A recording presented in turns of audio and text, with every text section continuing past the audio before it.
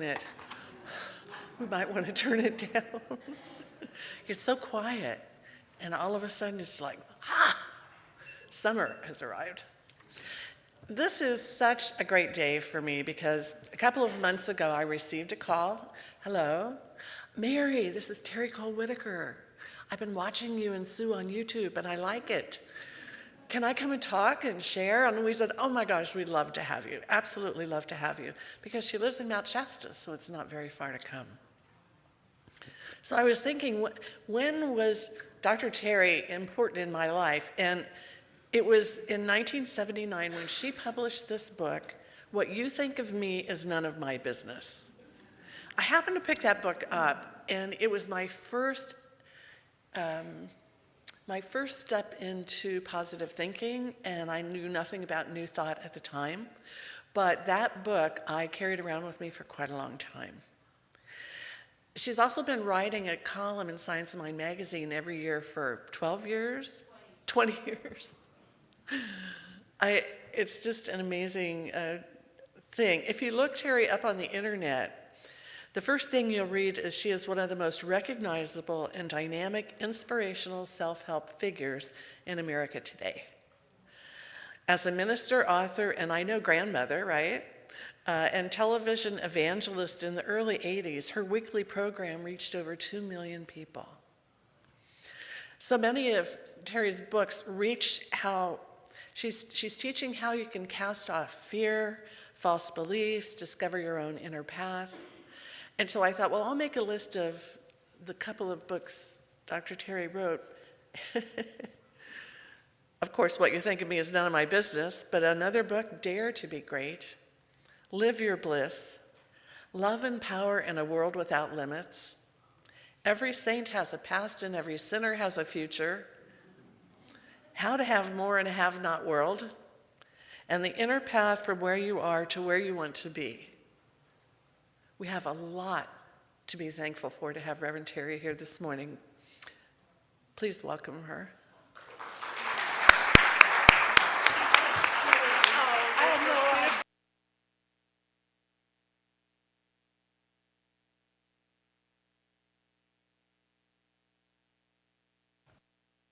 Did I do it? I did it. But you can't put your hand over it because it'll go off. So, you know what I mean. Got to get it together here. Thank you, Reverend Mary. Thank you, Damien. Where'd you get that? That was cool. You know, when you turn it over and you let the divine work it out, you really didn't write it. So you can't take any credit. But you got to keep at it until it happens. Does that make sense? Yes. And I think Diana, great practitioner, wonderful treatment. It's just absolutely beautiful. Thank you so much. Because that's what I consider myself as a practitioner. Because I was able, starting at 17, I was going to graduate from high school. And I was going, what's next? Where do I go and what do I do? Where do I go? What do I do? I mean, how do I know? I realized I didn't want to really have my life like a lot of the people my parents knew and things that happened. I thought, I really want to have a wonderful life. And this one night, and then what I did is I decided, because my parents were wonderful, they didn't have any kind of a religious affiliation, except for my great-grandmother, and she's my spiritual partner, and she is now my granddaughter, which is so cool when you know someone in 2 incarnations. Wow. So anyway, what I did was that I decided I'd go to these standard brand churches around and find God. So I would go to these different places, and I didn't find any God there, and I didn't find any God there. And this one day I was sitting in, and no offense against the, what was it called, Methodist. In fact, I asked some people recently, what's the method? And they said, well, we really don't know. I said, okay. That's a problem. So anyway, So I went to this one. I was sitting. I went and listened to the minister. I was in the youth group, and that was great because there were boys there, and that was always part of the good time. So I was after the service, and I'm sitting there, the last person in the church. Everybody's gone, and I go, I don't feel anything here. Where's God? So that night I went home. I was 17, and I prayed. Because I always did the Lord's Prayer for some reason. I have no idea. Actually, I had a boyfriend once who was a rabbi, and he could say, Mizmola David, Adonai Baruch Aratah. I loved it. It was beautiful. So I said, God, if you exist, please find me. Because I'm looking for you, and I can't find you. 2 weeks later, because 20/20 vision is always in hindsight, because then you can observe the steps. And 2 weeks later, after I'd graduated from high school, I went to spend the summer with my spiritual partner, Nanny, my great-grandmother. Fabulous, fabulous human being. And there was a woman, and I talk about her, I think in Dare to Be Great. She was a religious science practitioner, and she was renting one of my grandmother's cottages for the summer. And her name was Violet Bertram. I always remember her. She was trained personally by Ernest Holmes. All my teachers were trained personally by Ernest Holmes and practitioners, Ernest Holmes. And so every day for breakfast, lunch, and dinner, we sat at the kitchen table. And I learned religious science. I learned metaphysics. And then, as I went to college, junior college, I said, okay, let's field practice the principles.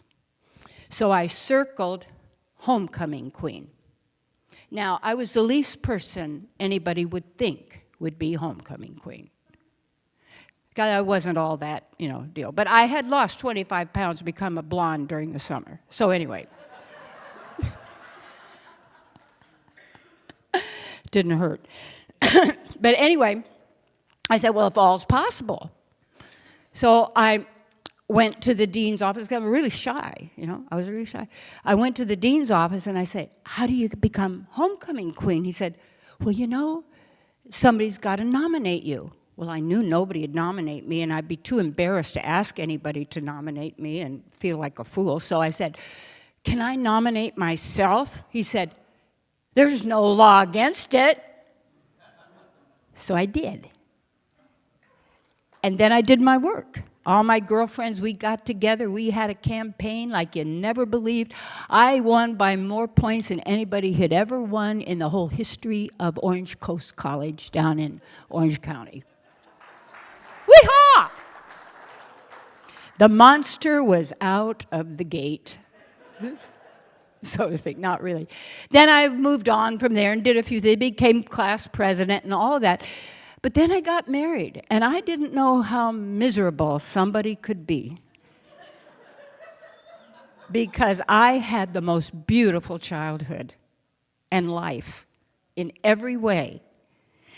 But what do you do? And I realized, and what was so wonderful about that, miserable, miserable marriage. And I'm grateful to him for everything, besides my daughters, and they're wonderful,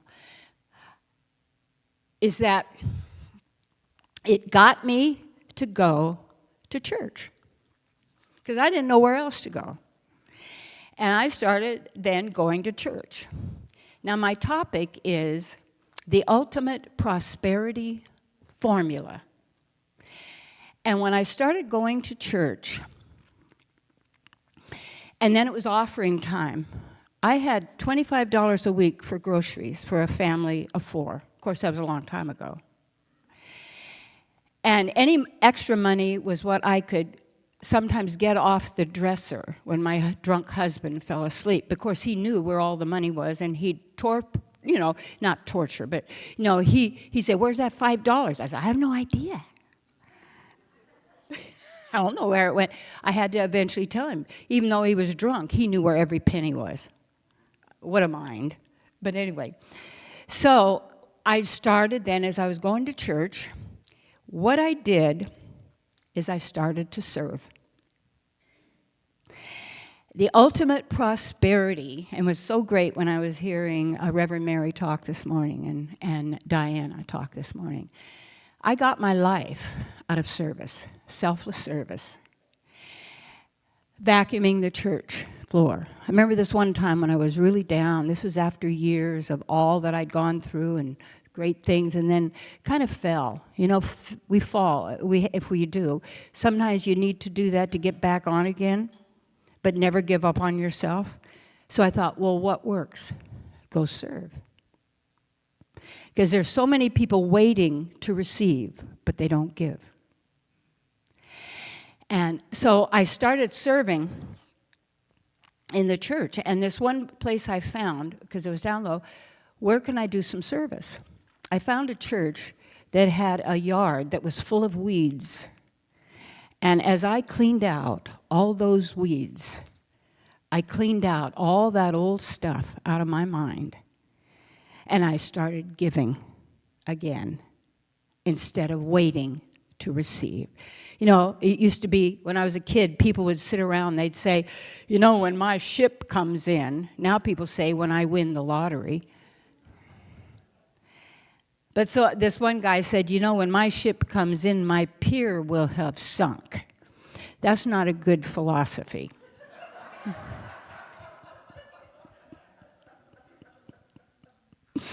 I know.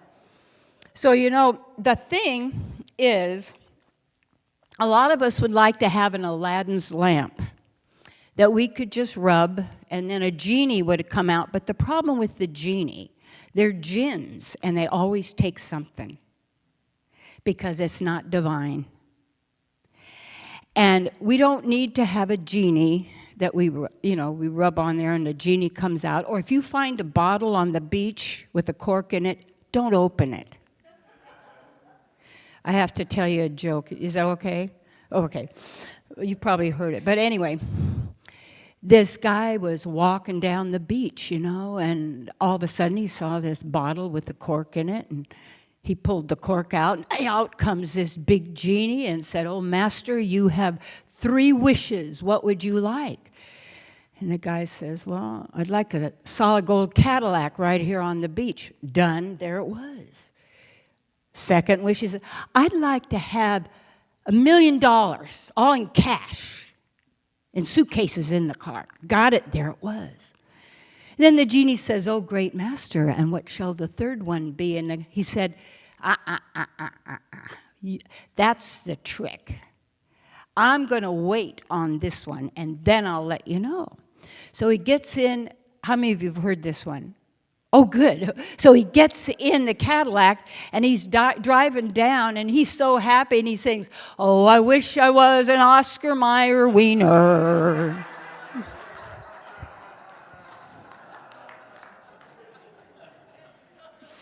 Be careful what you wish for. I know.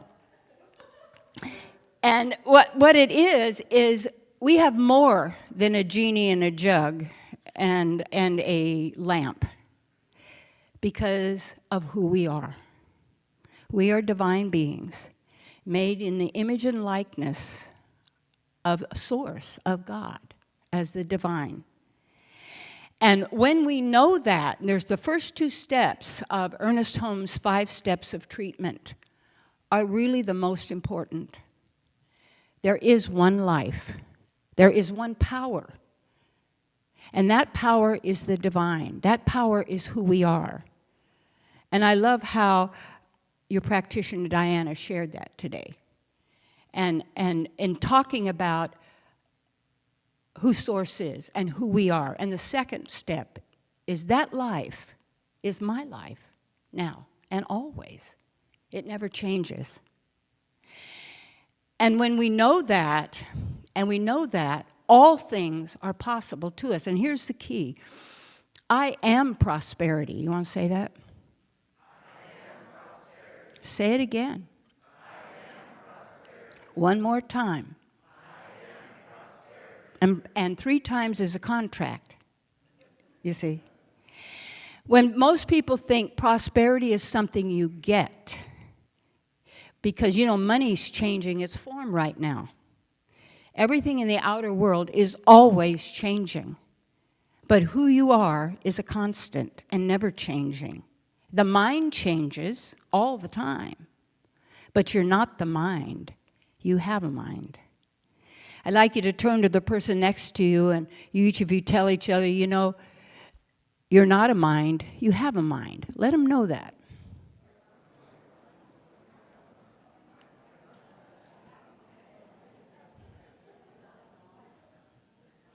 Put your hand on your heart and say, I'm not a mind, I have a mind.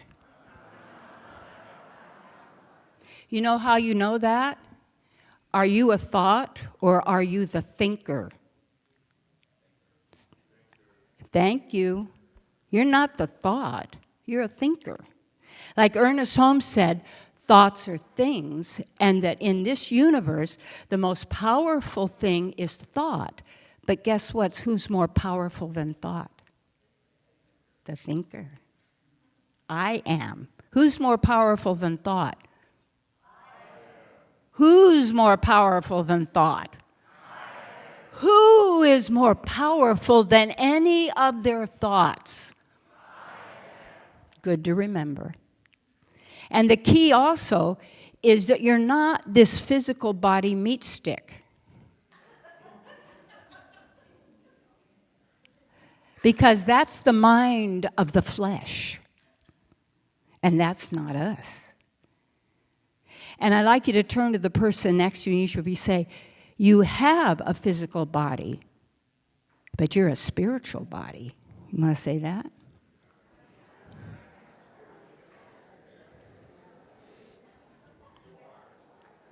Mm-hmm.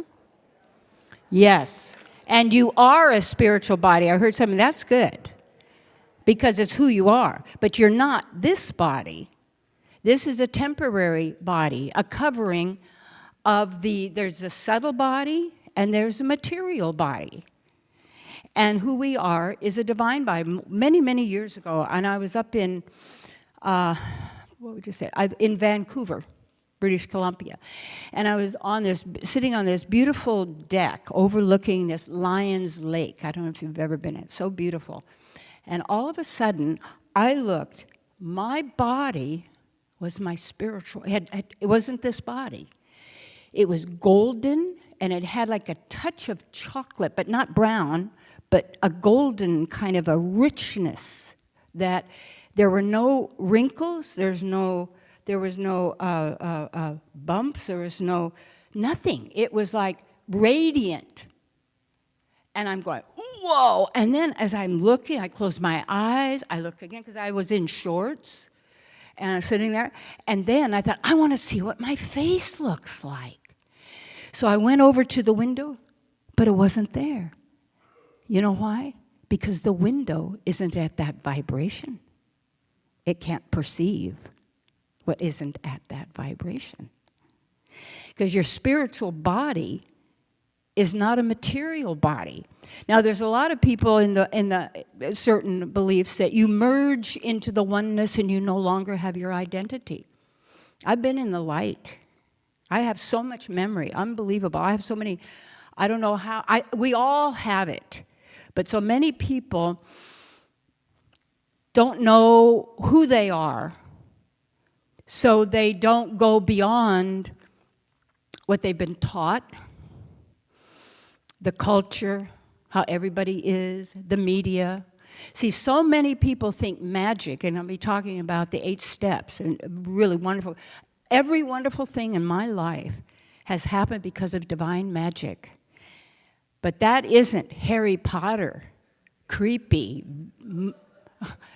pixel magic on a screen that people think is real and they float around and, little things. Pixels can do anything. Movies can do anything. But it's not that kind of fake magic. It's not the magic that you see from a nightclub illusionist, magician, or hypnotist. And I remember, have any of you ever been to a performance of a nightclub hypnotist? Really interesting how many people fall for being hypnotized. They actually want to be. I go, dum, da, da, dum, dum, dum, dum. So I watched, and he told these people, you have a chicken on your nose. And you know what they did? They agreed. Agreement creates reality. This world is made of contracts, agreements, contracts. I believe it. This is the way it is. And interesting, and I loved how you said, I think it was Diana, the absolute is God. Do you know how many people don't know about the absolute with a capital A? This reality is a relative reality. It's called duality, D-E-U-L, duality, called conflict and fighting. Has always opposites, fighting each other. Today you'll learn about more of the Hermetic axioms at the workshop and how those operate. That tells you how this world is created. You have to know who you are, how this world is created, and how to manifest the life that you desire, you see, regardless of what anyone else chooses. In your own bubble. Does that make sense? Remember, 10,000 of you can fall here and 1,000 here. What's that to you? Keep on going. Keep your eyes single. Keep focused here. Don't accept the verdict from anyone. Don't accept when somebody said, this is going to happen, this is the way it is. Well, not for me. See? You don't accept what isn't the truth. And there is the absolute truth, and you know what the absolute truth is? Are you ready? It's you and God and us. That's who we are. We're the absolute in a world of relativity. And when you bring those opposites together, such as positive and negative, you know what's the challenge with positive and negative? Because what happens, everything has a positive and a negative. Everything has gender in that sense. That's what that means. A plus and a minus. And what happens, some people have all the positive and give everybody else all the negative. And those people that only want the positive tend to get all the negative. Because they haven't transcended above the reality of this world to take dominion over who they are and manifest what they desire. All is possible to me. You want to say that? You want to say to the people around you, all is possible to you. Mm-hmm. Mm-hmm. And so the ultimate prosperity formula is to know who you are. Who are you? I am prosperity. You know what prosperity means? I meditate on all this. You know, this is the first talk that I've done in a church in 5 or 6 years because I've been making over 600 YouTube videos. And they're out there. Go to my website and click on, they're all free, but you got to go to the website to click the YouTube because they got some screwy thing with the other thing that I had where you can't put them together. I don't know. Don't tell me how to do it because I'm not a techie. I'm a gaudi, not a techie. Because when you work with that divine magic, it all works. You get your bloated nothingness out of the way. And I loved how Diana said, my words are law. Because when you know the truth, beyond a shadow of a doubt, miracles are in every moment. Woohoo! And a woman, there we go. So, And when you know your prosperity, that means to go forth with enthusiasm. That's what it means. You know how you can do anything you want? Just start doing it. Because when I have enough money, then I will. When I get a little older, I will. When I get a little younger, my next life and my next body. You know, my next life going to be an opera singer, so I decided, why wait? So after I was 50, divine magic. I said, I'm ready. So what happens? The right teacher comes to me. So I became an opera singer, but I didn't want to stand on the stage and sing opera. You know why? Miserable stories. You got to emotionalize and feel. Forget it. Because I'm not going to waste my divine powers on what I don't want. You see? So who do you trust? You or your mind? I love you. Hope to see you this afternoon. And remember this. And be not conformed to this world. You know why? Because when you see this overlay, you want the real world to come forth. And this is what we're working on now. As we get rid of all of those layers of ignorance that have covered the consciousness of human beings for so thousands and thousands of years. And as we take off all of the lies that we have been taught to believe and accept, even life and death, birth and death. I don't celebrate birthdays. I call them appearance days. I appeared, and then one day I'm going to disappear because I got other things to do somewhere else. Mm-hmm. And he said, so, be not conformed to this world, be ye transformed by the renewing of your mind, that ye may prove what is that good and acceptable and perfect will of God. What are you trying to prove? You're poor, weak, helpless, sick, miserable, go for it. But why would you prove that? Do you want to prove God? That's the greatest thing in the world. That is the divine, what would you say? I call it the divine, what would you say? Research or practice is to be who you fully are in every way without all those limitations. And what do they take the form of? Thought forms. That's all. Are you more powerful than a thought form? Or do you, yes. Or have you been letting thought forms run your life? Just remember, all things are possible to each and every one of us. And there are people here in this congregation, so beautiful, so wonderful. How many of you are my old friends? My friends I've known before. Oh, goody. Got any new friends out there? Because I want you to know I'm your friend. I am working for your welfare. And you have a wonderful spiritual center here. And it's beautiful. And it's growing because you have a great message. And guess what?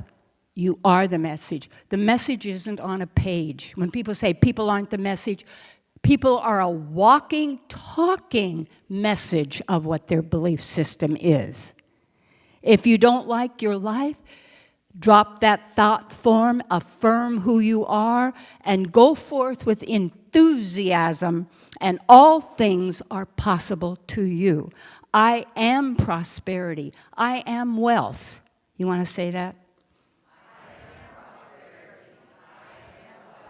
So as you go forth today and be who you are, there's nothing to worry about ever again. Worry means you have faith in your mind rather than faith in God. Hugs. See you later.